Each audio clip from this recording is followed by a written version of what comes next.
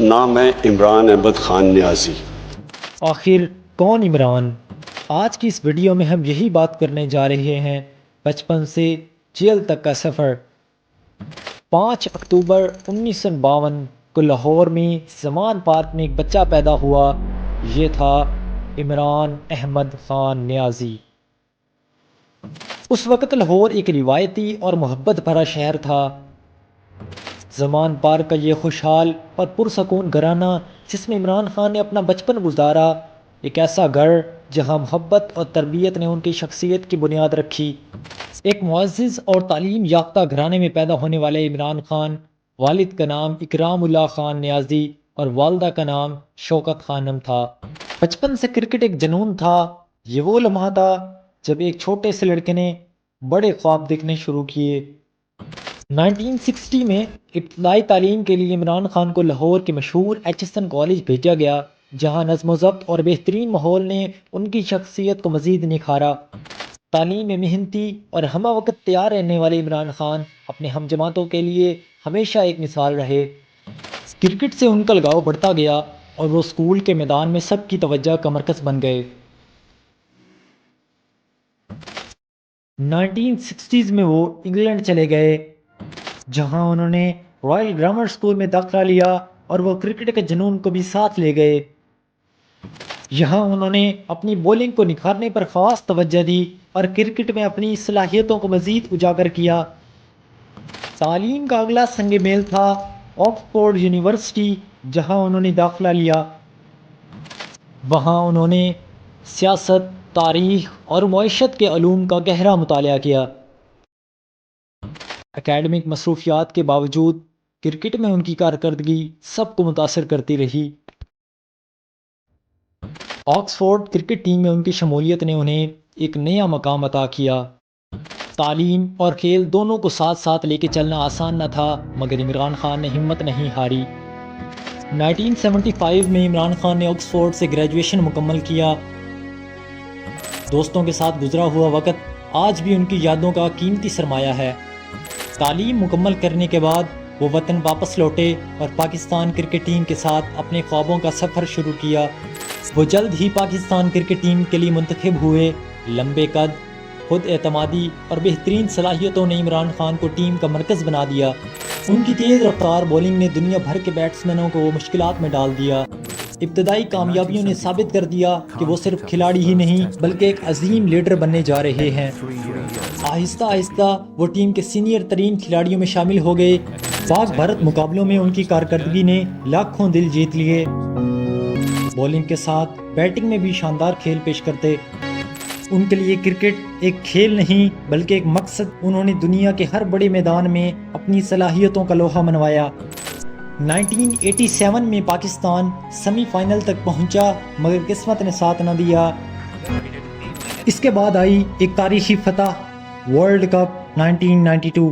یہ کامیابی نہ صرف پاکستان کے لیے بلکہ پوری دنیا میں پاکستانیوں کے لیے فخر کا لمحہ تھی۔ ورلڈ کپ کی فتح کے بعد عمران خان نے اپنی والدہ کی بیماری کو یاد کیا۔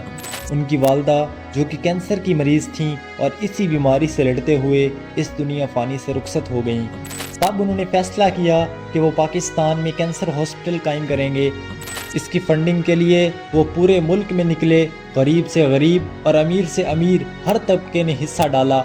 اوورسیز پاکستانیوں نے بھی اس میں بڑھ چڑھ کر امداد کی۔ سالوں کی جدوجہد کے بعد ہسپتال کی عمارت مکمل ہوئی۔ 1994 میں شوکت خانم میموریل کینسر ہاسپٹل کا افتتاح کیا گیا۔ یہ ہسپتال لاکھوں غریب مریضوں کے لیے امید کی کرن بنا۔ اس کے بعد پشاور اور کراچی میں بھی ہسپتالوں کی بنیاد رکھی گئی۔ 1995 میں عمران خان نے جمائمہ گولڈ اسمتھ کے ساتھ شادی کر لی اور وہ اسلام قبول کر کے لاہور آ گئیں۔ ورلڈ کپ اور شوکت خانم کے بعد عمران خان نے ایک نیا خواب دیکھا۔ انہوں نے سیاست میں قدم رکھنے کا فیصلہ کر لیا۔ 1996 میں پاکستان تحریک انصاف کی بنیاد رکھی گئی۔ یہ جماعت انصاف، شفافیت اور خدمات کے اصولوں پر قائم ہوئی۔ شروعات میں چند ہی نوجوان اس کے ساتھ کھڑے تھے۔ ابتدا میں جلسوں میں چند لوگ ہی آتے تھے۔ 2002 کے انتخابات میں انہوں نے پہلی بار حصہ لیا۔ یہ عمران خان کے سیاسی سفر کا پہلا قدم تھا۔ نتیجہ یہ نکلا کہ انہیں صرف ایک سیٹ ملی، مگر وہ مایوس نہیں ہوئے۔ انہوں نے احتجاجی تحریکوں کے ذریعے اپنی آواز کو بلند کیا۔ جلد ہی ان کے جلسوں میں عوام کا سمندر آنے لگا۔ 2011 میں لاہور میں ہونے والے جلسے نے سیاست کا نقشہ ہی بدل دیا۔ 2013 کے انتخابات کے لیے تحریک انصاف ملک کی بڑی جماعتوں میں شمار ہونے لگی، لیکن ایک حادثہ آن پہنچا۔ عوام نے ان کی صحت یابی کے لیے دعائیں مانگیں اور انہوں نے ہسپتال کے بستر سے عوام کو گائیڈ کیا۔ 2013 کے انتخابات میں پاکستان تحریک انصاف ایک بڑی سیاسی جماعت بن کر ابھری۔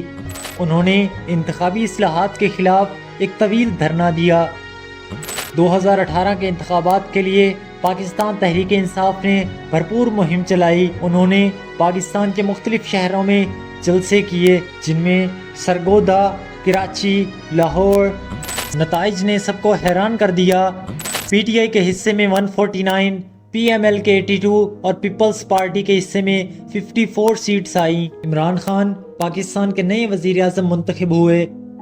ان کے عہد حکومت میں کئی ترقیاتی اصلاحات ہوئیں، جن میں احساس پروگرام، صحت سہولت کارڈ، روشن digital account, Naya Pakistan housing scheme, dams construction. Kashmir issue کو انہوں نے یونائٹڈ نیشن میں اٹھایا۔ ان کے دور میں کرونا جیسی وبا بھی آئی، مگر انہوں نے ایسی پالیسیز کو لاگو کیا کہ دنیا تعریف کیے بغیر نہ رہ سکی۔ نومبر 2019 میں عمران خان کی حکومت نے کرتارپور راہداری کا افتتاح کیا۔ یہ راہداری سکھ برادریوں کو بغیر ویزا اپنے مقدس مقامات تک رسائی فراہم کرتی ہے۔ انہوں نے ملک کے خارجی تعلقات کو بہتر کرنے کے لیے مختلف ممالک کے دورے کیے، جن میں UAE، چائنا، امریکہ اور بہت سے دوسرے ممالک۔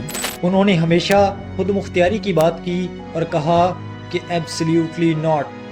اپریل 2022 میں تحریک عدم اعتماد نے ان کی حکومت کا خاتمہ کر دیا۔ 9 مئی 2023 کو عمران خان کو گرفتار کر لیا گیا۔ ان پر درجنوں کیسز بنائے گئے، جس کا سامنا وہ آج بھی ہمت اور جواں مردی کے ساتھ کر رہے ہیں۔